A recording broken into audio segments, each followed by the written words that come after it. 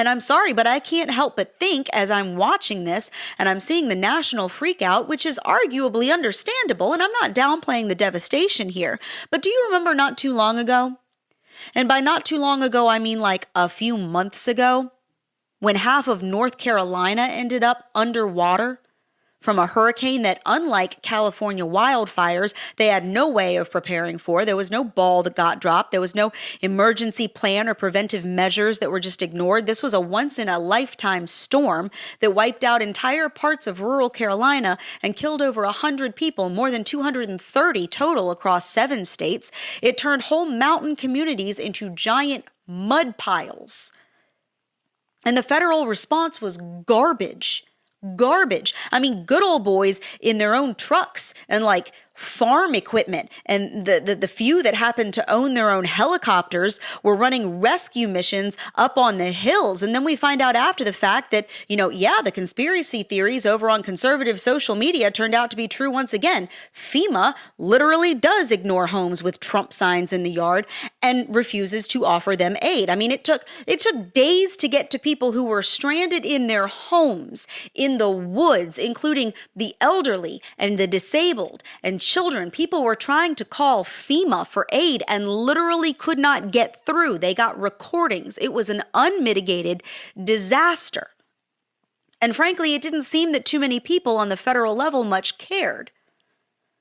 And then you had Hurricane Milton right after Helene, and you see a FEMA employee literally admitting on video and later in interviews that she was told by her supervisors to inform her team that they were to pass over homes with Trump signs in the yard, and she got fired for that, but there was never any accountability beyond that I saw. Did you? Was anybody besides that one woman who says, look, this wasn't even me, this came from directly above me, this came from higher up, was anybody ever held accountable? Is anybody ever held accountable when FEMA absolutely drops the ball and bungles rescue missions?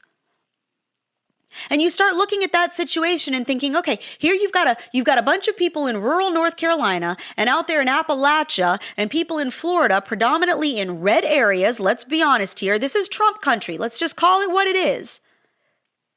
And it was right before an election.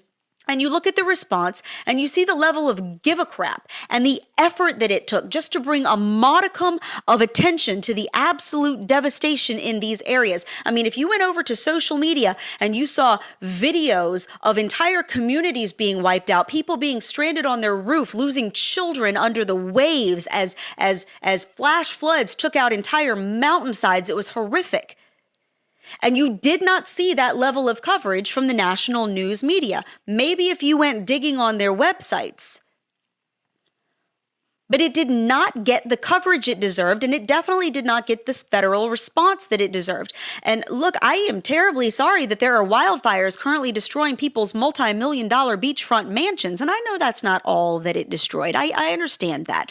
I understand that there are people that live in these places that are not necessarily millionaire celebrities, but I mean, I don't think that it takes a genius to figure out why this is getting so much attention beyond just the fact that these are massive wildfires.